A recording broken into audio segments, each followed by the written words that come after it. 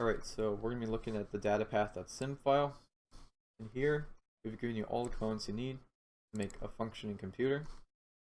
And your job is to connect these components together. So we'll look at the PC and the IR first. So what do these things do? Well, they're kind of intimately related. So let's say we're working on an instruction. So it's currently in the IR. And our program counter will be pointing to the next instruction. So the nice thing about this is that once we're done with the current instruction, we can just look at the program counter to figure out where we need to go to get our next instruction. So it might look like this. In our fetch, we're going to fetch the instruction. And we're going to simultaneously increment the program counter by 1. Just like that. Right? And let's say we're working on a current instruction, so a couple clock cycles pass. We're done. Well, we can start using program counter to fetch the next instruction. Simultaneously move on to the next instruction, like that. I'm going to go fill in some dummy instruction values. Just say this is. And so let's work on the PC and the IR for now. So one functionality we needed was we need a program counter to be plus by 1 every time when we're done with instruction. So we got to implement that functionality. We basically got to hard code that functionality. And so what I can do is I'm making an adder out here. Get a tunnel. So I need to get the program counter's value into one of the slots of the adder, and then we need to just have a constant 1 in the other slot. So the program counter is actually constantly outputting its value, no matter what.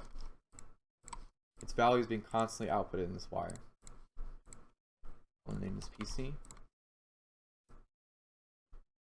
I'm going to use this tunnel, keep things organized. It's bit size 2. The program counter is bit size 2 because our RAM is actually only 4 addresses long.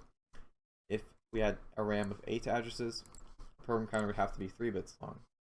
On and on. 0, 1. Great. I'm going to feed this into the program counter's in button. But we don't want our program counter to be incrementing every clock cycle. We only want it to increment when the instruction is finished. And some instructions take like 3 clock cycles, some of them might take 5. So we need to explicitly tell the program counter when to increment, right? It's a baby. We have to babysit it basically. And who's babysitting it? It's going to be our microcontroller. And this microcontroller is a really, really smart circuit that basically has a routine hard-coded on how to micromanage all these components. But for now, let's pretend that we are the microcontroller, and let's do the managing ourselves. I'm going to turn it from 0 to 1. So you can imagine is so what we can do is the microcontroller communicates with these components using these enable pins. These enable pins are very useful for the microcontroller because it helps the microcontroller tell components when to not do anything, when to ignore the inputs, and it tells it exactly when to start accepting inputs. So it's really useful for the microcontroller that these registers have these enable pins. So the first thing we'll do is let's see what happens when we have this PC increment tunnel control signal connected to our enable pin. Right. Now notice our clock doesn't do anything, or our PC doesn't do anything when we increment a clock. But when we tell it to do something, when we tell it to increment, it's going to increment. It's basically following our instructions. Alright. So now the next thing we need to do is we also need our instruction register to be able to grab the value the PC is pointing to. We can use that with the multiplexer. So our PC right now is pointing to the 0th instruction. Alright, we need our IR to be able to grab that 0th instruction on the next fetch stage. Right? So we can connect this output to our IR's input. And again, we only want our registers to accept their input when we tell it to, right?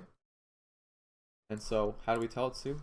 We named this special control signal called ld.ir, and we decided to designate that to be our IR.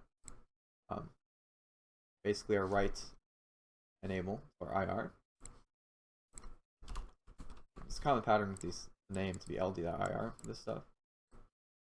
And I think that's already done. So we actually have our PC and IR implemented.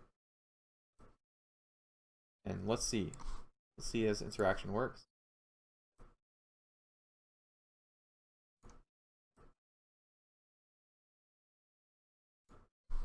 So let's load in the first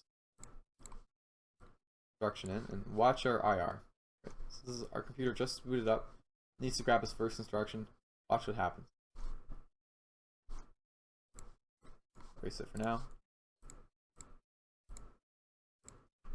So look at that. We have our 3 in our IR and we have our PC pointing to instruction 1. Right? And then let's say it takes a couple clock cycles for our instruction to finish. Eventually we get back to fetch. Turn these two on. Watch our PC and IR. Look what happened. We basically grab the next instruction and our PC incremented by 1. Now the arrow is pointing here. Alright, now let's say a couple instructions down the line. Let's say it takes a couple clock cycles to finish. We're done. Our microcontroller is going to say, okay, next instruction. Then watch your PC and IR. See? Just like that.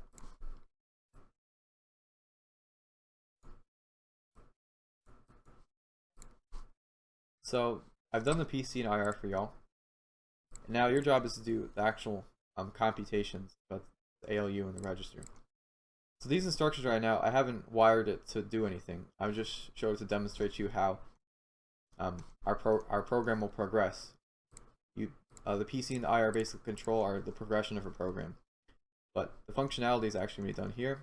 Hopefully you guys connect that together. And there is an opcode.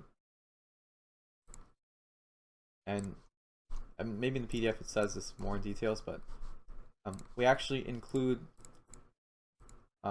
both the operation code, which is the first bit, and the operand in our instruction.